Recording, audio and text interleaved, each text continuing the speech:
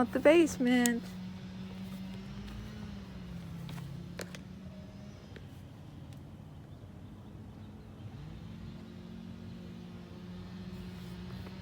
Today and not tomorrow, there's no time to borrow. Today is a good day to live. Hey YouTubers, good. Hey Rebel Watchers, hey YouTubers, hey Rebel Watchers, how are you today? It's a gloomy day today. Yesterday was a beautiful sunny day, and yeah, and today it's raining. It's starting to rain and gloom, but I'll tell you what, I got out just in time to go to the free dump in Downers Grove, Illinois. Their sanitary district. It's a really nice dump site, except for there's no garbage can. So I don't know, you know, it's not for you to dump your garbage. It's only to do, you could dump your tanks there. And they have a hose with water. So if you wanted to flush your tanks, you know, you could do that and, you know, rinse off all your stuff so you know everything's clean before you put it back underneath your house or in your, you know, Manson bar or wherever you keep it. So that was pretty cool. I was able to flush out my gray tank and my black tank. And it's a shitty subject, isn't it? Yeah. I say that all the time. But anyway, so I'm on my way back because it's starting to rain. So they close at 2:30. They have special hours during this special time of this sheltering in place, you know. But normally they're open till 4 o'clock, and I think it's on Monday through Friday. But you could look it up on the Santa Dumps. Santa Dumps website tells you where you can go for dump your tanks, and this one is free. Some of them don't advertise, the sanitary districts don't advertise because they are available to residents of that city. So Naperville, Illinois has one, and Downers Grove has one. I don't know of anybody else that's nearby the area where I am that has the free dump, but it was pretty nice. So I dumped my tanks, even though my sensors still say that they're full, and they're not, because I know they're not, because I dumped them, you know, and I've got them open while I'm driving. There's nothing in there, so that's why they're open. Nothing's coming out.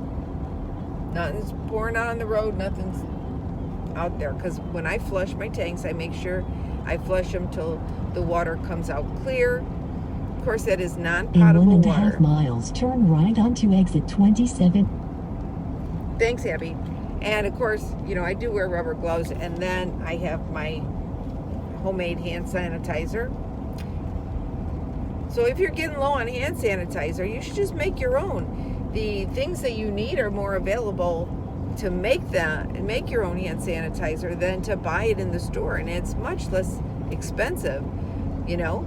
And if you check back on my video, one of my previous videos, you can see the formula to make sure that you're getting at least, you know, more than 60% alcohol in your sanitizer. And if you can't find 90% alcohol, 91% alcohol, you should consider getting RVR. It's whole grain alcohol that you drink, you know. But RVR. In 1/2 mile, turn right onto exit 27 and then keep left onto West North Avenue towards Carroll Stream. Thank you very much, Abby. So anyway, you can use 190 proof RVR because 190 proof RVR has a higher alcohol content. If you use 151 RVR, it has a 75%, so you can turn right onto exit 27 now and then keep left onto West North Avenue towards Carroll Stream. Thanks, Abby. That's enough now. So anyway, she is bossy, isn't she? I heard her. In 1/4 mile, keep left onto West North Avenue towards Carroll Stream. things. She means well. Anyway, it's going to tell me again to make another left turn. So once I go through the toll booth.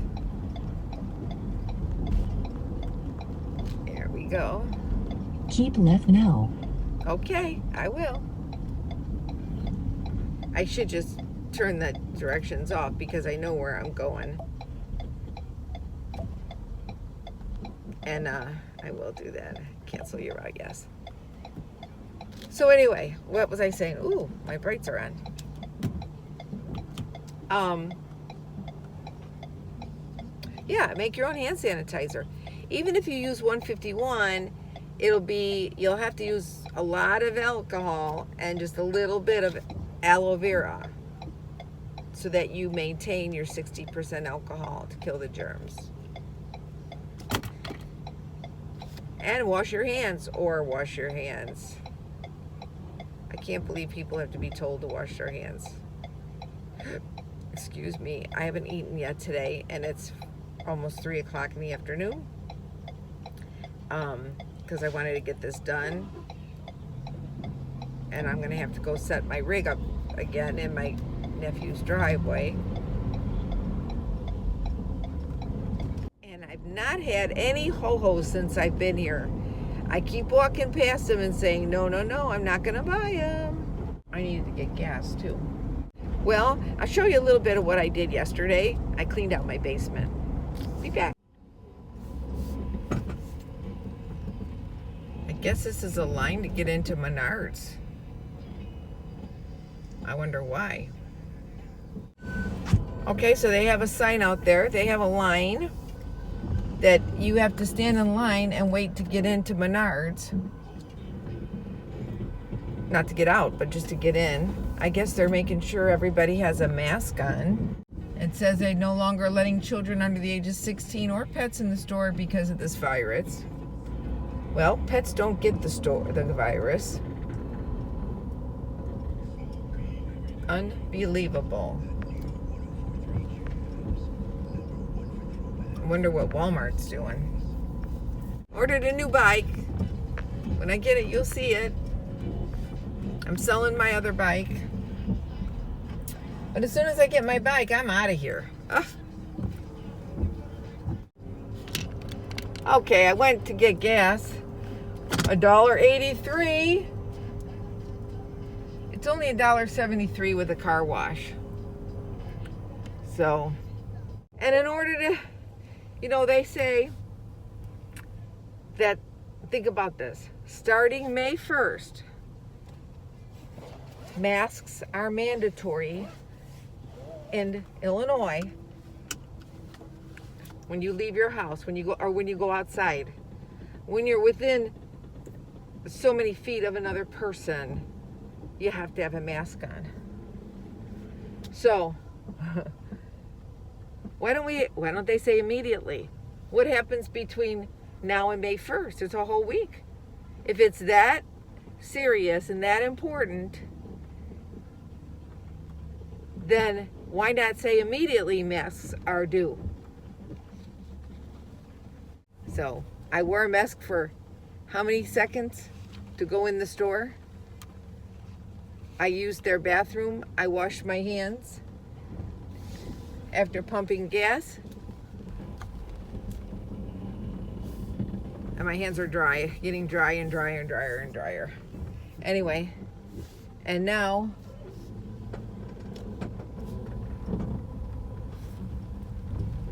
I gotta do my hands again. Because I selected food and stuff. Wipe off my steering wheel. Because it's raining. It's raining. It's pouring. The old man is snoring. Yep, I look really good. Check out the hair today. Okay, I'm almost there. Oh, FYI. Yeah, guess what I bought? I was thinking about them today, and I mentioned I hadn't had them and ever since I parked here at my nephew's, I haven't had it. That's been over a month now. I bought them. I couldn't help it. I couldn't help it. I was thinking about it, and the lady laughed at me at the gas station. I said, I know, I said, I'm addicted to ho-hos, and I haven't had a ho-ho in over a month. Okay. I'm almost here. Ooh, I got to back up without hitting the work truck. My nephew's work truck's in the driveway, or van. See you later. Got to give my full attention.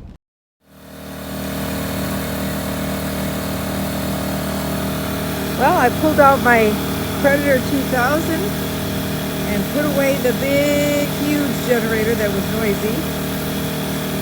The 4500 dual fuel.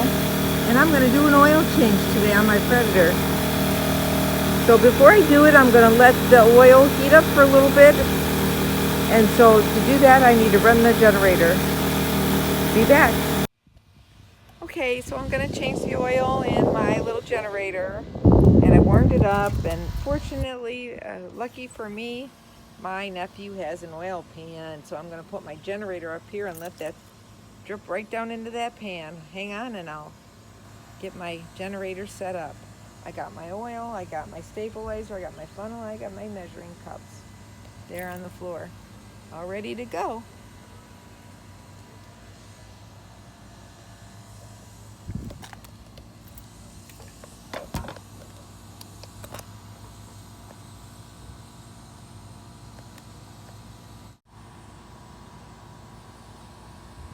I'm going to start by taking this panel off the opposite side of the pull string to start the start string. I don't know what you call it, but so I'm going to take off this side. There's only a couple screws here, 4 screws, and we'll take that off.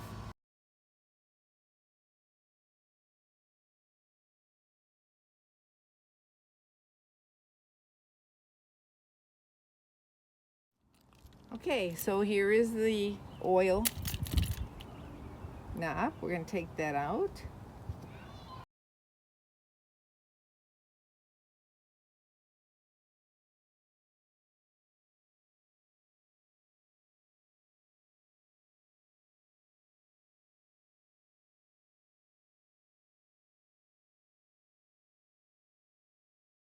Okay, I've got my little funnel, just a little bitty funnel.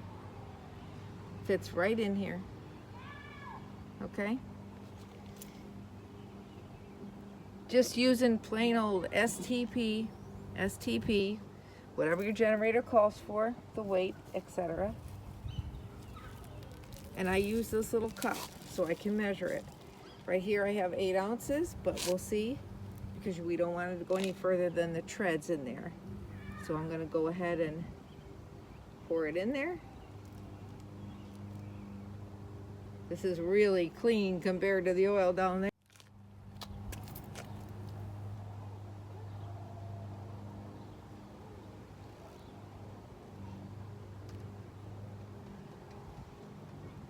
Perfect.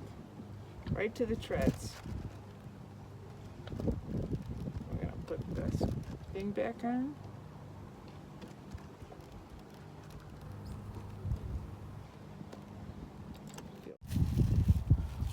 Okay, so before I clean everything up, we're going to do one more thing here, and that's the air filter. Yeah, I'm going to check the air filter. Here's the RVR air filter button right here. We're going to unscrew this.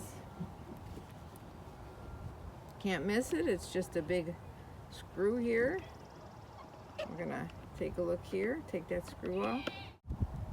Okay, set that down. Whew.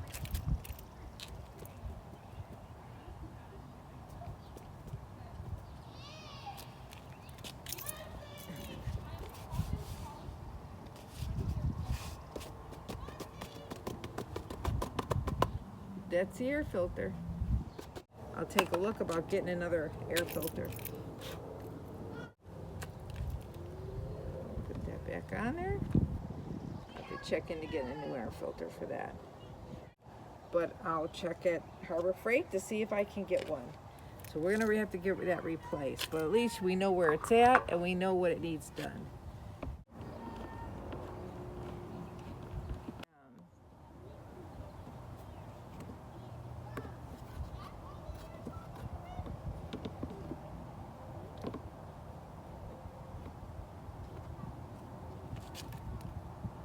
There we go.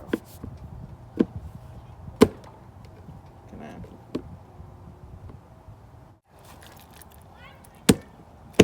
There we go.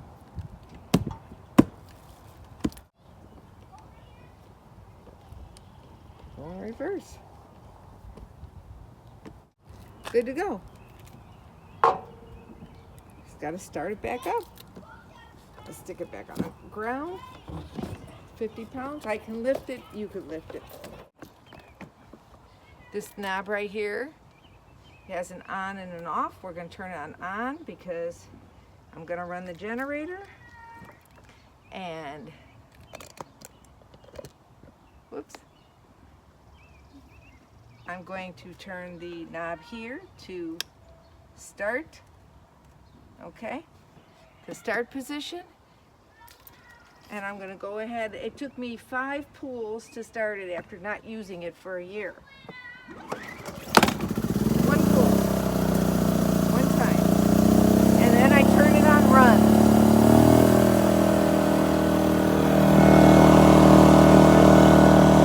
Start to run.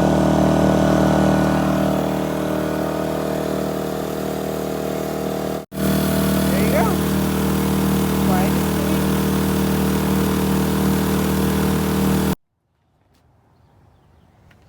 So I was outside changing my oil and everything, and so I was wiping down my generator, and I saw this stuff, you know, that goo stuff. The goo gets, you know, you spray it on, it gets rid of any goo. So I thought, let me see if I can get the scuff marks off my generator. Well, I used the goo on there, and let me show you. All the scuffs are gone. I used that in a little Brillo pad. Yeah. So I came in, I had the same little piece of Brillo here, and it had a little goo on it still, you know. So I thought, wonder what it would do to the top of my waffle maker, you know.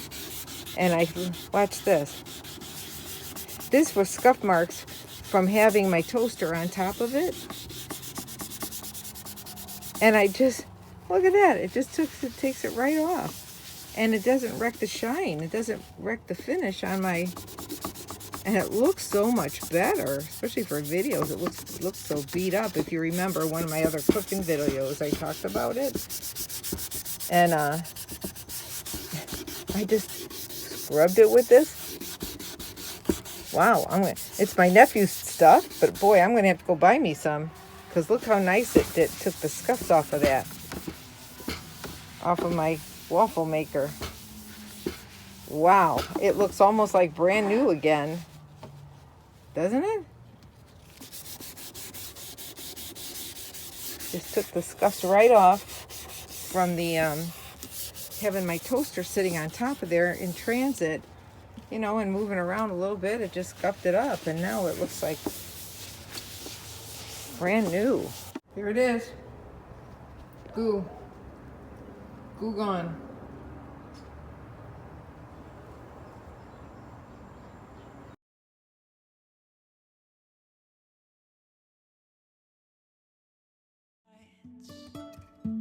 Won't stop for traffic lights. And I really wanna know if I will ever figure out where the road goes. Even if I'm falling down, I will keep on searching for my highs. You can say I lost my mind, I will keep on holding my head high. Even if the sky is falling down.